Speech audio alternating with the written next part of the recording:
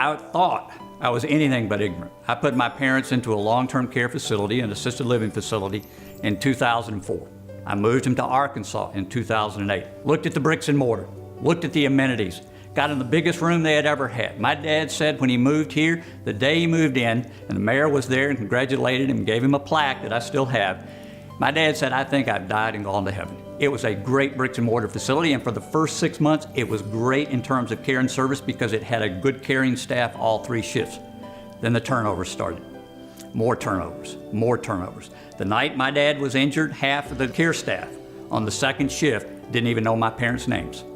That's the sort of thing that we've got to clean up in the long-term care industry. We've got to hire better. We've got to train better. We've got to make sure that we invest in the caregivers. They're doing the most important thing that I can imagine, taking care of infants and taking care of the elderly.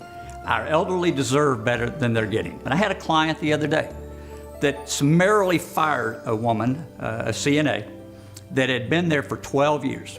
12 years is amazing. That means continuity. That means she knows her patients.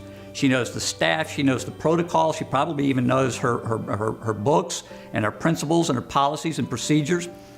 She went into a room and a woman who needed ambulatory help wanted to be transferred into her wheelchair. She got an emergency call.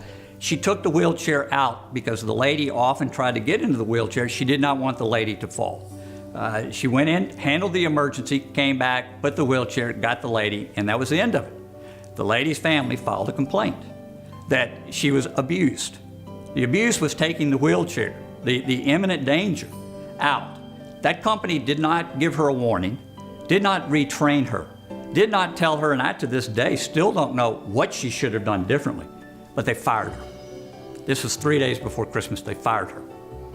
No, nothing in her record. She was a good person and they fired her. So I'm talking about better hiring, better training, better incentivizing our employees, how you treat them, how you encourage them. Some of the simplest things out there, how you measure them.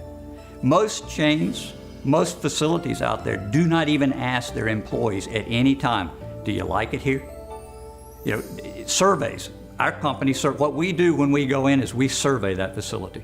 We find out how good the employees are. We find out if they're trained.